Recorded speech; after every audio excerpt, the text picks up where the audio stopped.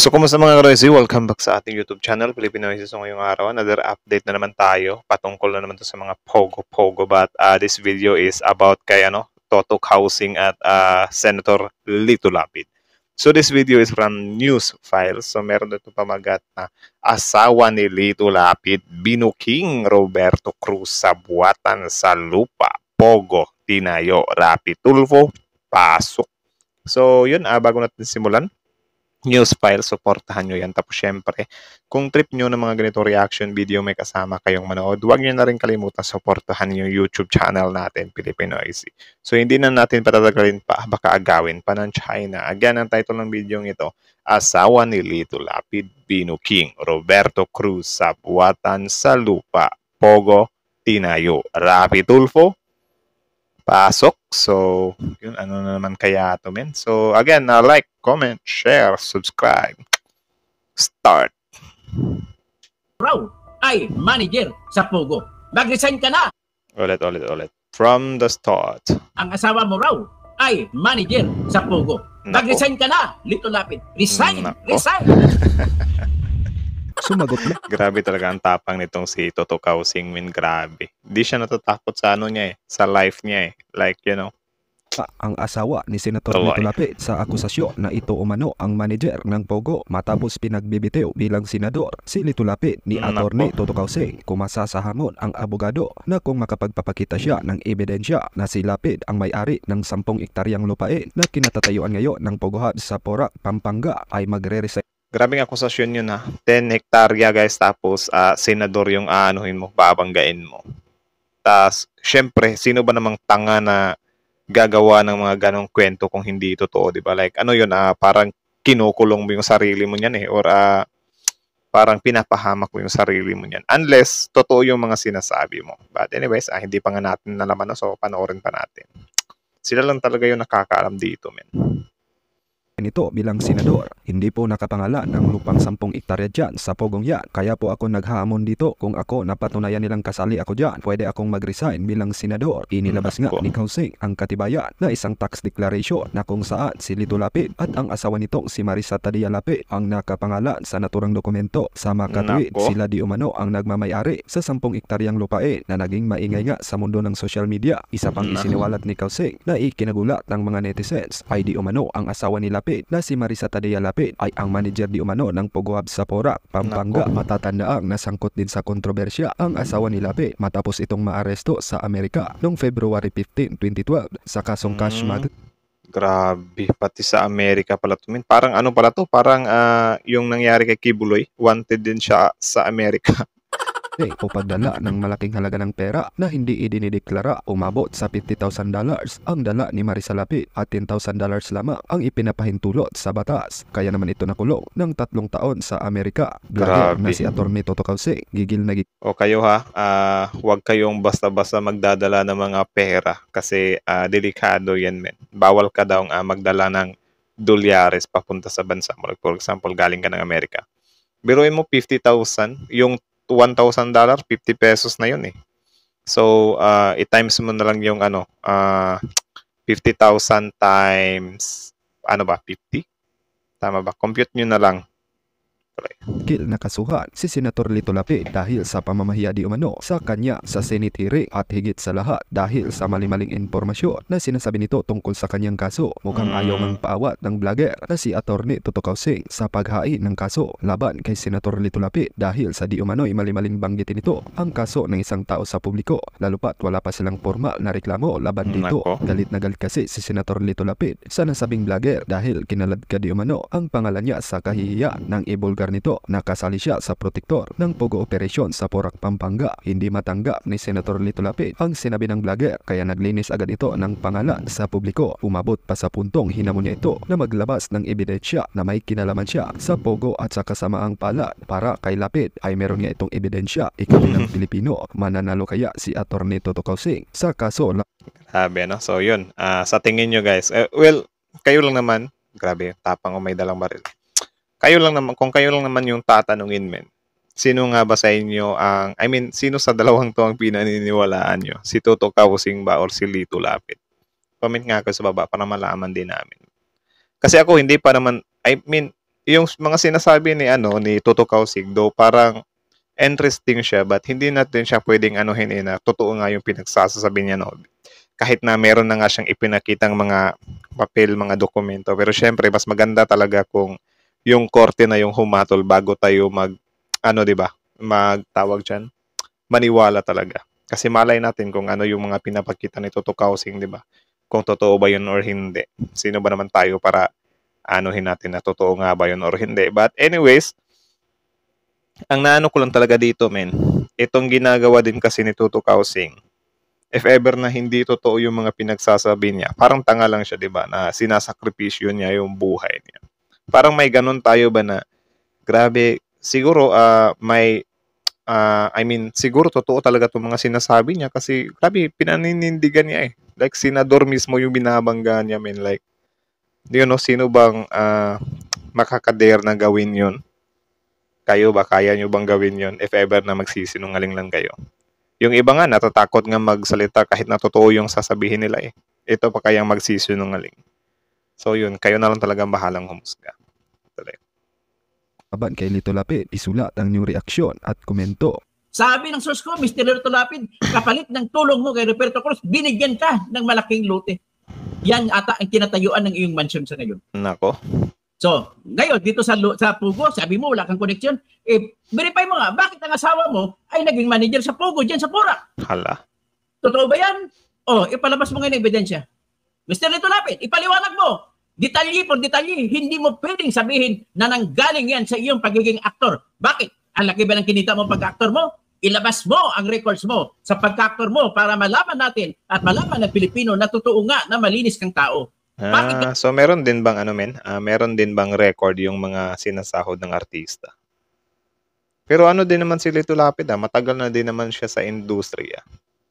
Yan nga lang, may point din or meron ding tawag dyan, merong space din yung sinasabi ni Toto Kausing na sure ka, kasya yan sa sahod mo as an actor. Well, naging senador din naman siya eh.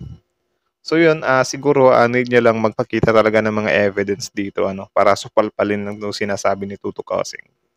At kung wala, ewan ko na lang. Kayo na lang bahalang humusga.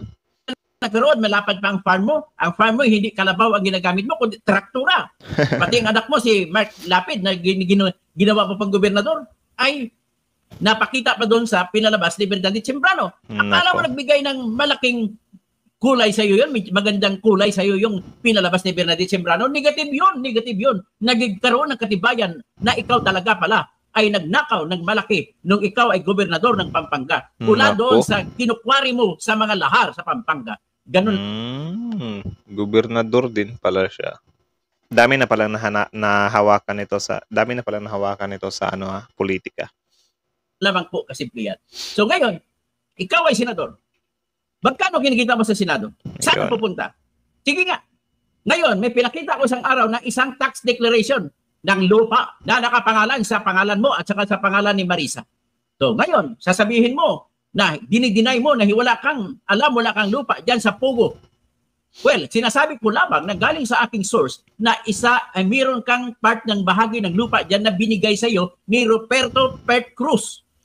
Ito din yung kinaganda sa if ever talaga may isang tao na matapang talagang magsalita sa publiko Kasi syempre, yun nga, yung iba kasi sa atin dito, paano niya nalaman? Well, itong mga ganitong klaseng tao kasi, yan, yung bravery, yung pinapakita nila, di ba? Ngayon, yung mga taong takot na magsalita ng totoo, yung iba nga takot nga mag-witness, di ba? Baka diduin sila ng i-witness nila. Since meron ng mga ganitong tao na willing sila na willing silang i-expose yung sarili nila sa publiko para lang magbigay ng mga katotohanan or mga info. Yun, parang nagsasacrifice sila. Ito yung ginagawa ngayon ni Mr. Toto Kausing. At the same time, since nandyan na nga sila, kung magtataka naman kayo kung saan galing yung mga information nila, galing din yan sa mga taong gustong-gustong isiwalat yung katotohanan but at the same time, hindi nila magagawang or hindi nila nadidare na ipakita yung sarili nila. Kasi syempre for safety na rin, di ba? So, yung mga ganitong mga usapin din, kung Ay, actually, ano din pala, ano? Delikado din pala tong ginagawa ni Toto Kausing if ever na tawag diyan, loko-loko yung magbibigay ng source sa kanya. No? Kasi pwede din siyang ano dito eh, managot dito eh. Yun nga lang din. Dapat din talagang i-double check niya yung mga info or mga sources niya. But attorney din naman to eh. So I think ano din naman siya. Maingat din naman siguro siya sa mga ginagawa niya. No? I don't know. Kayo ba? Do you think? Comment. Hindi nga nakapangalan sa iyo, pero binigay sa iyo. Kasi bakit? Kailangan ni Roberto Cruz ng kinatawag na protector. Nako. Kasi napakabigat ng kanyang dadalhin itong pugo. At isa pa, kung bakit kailangan ni Roberto Cruz ng protector, ito ang dahilan. Kasi ang ginawa niyang patayuan ng Pugo Hub ay kabahagi ng lahat ng lupa na inaward o binigay ng Department of Agrarian Reform sa mga magsasaka. Si Marisa, ayon sa aking source, siya po ay manager sa Pugo. Grabe, ano? So, kung manager siya sa Pugo, ang ibig lang sabihin niyan ay siya si Lito Lapid ay protector sa Pugo. So, iyan ang ebidensya na grabe, walang preno-preno. Ay, siya ay protector! Minsan talagang natutuwa ako dito kay Toto Kausing.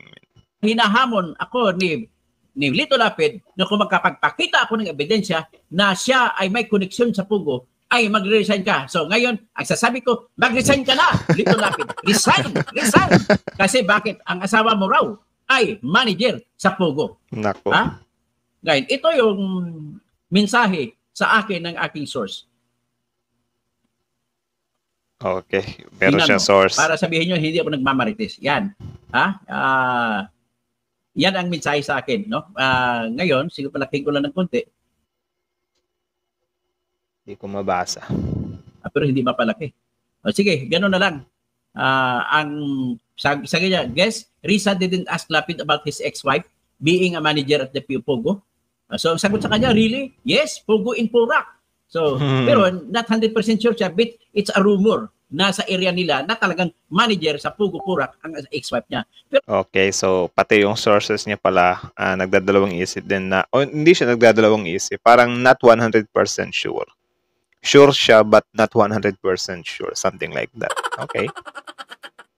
ang tinutukoy na ex-wife niya dito, kung hindi ako magkamali, ay si Marisa, yung kanyang asawa na nahuli at nasintensyan at nakulong sa United States of America sa pagbibitbit na mahigit 10 bilyong dolyares.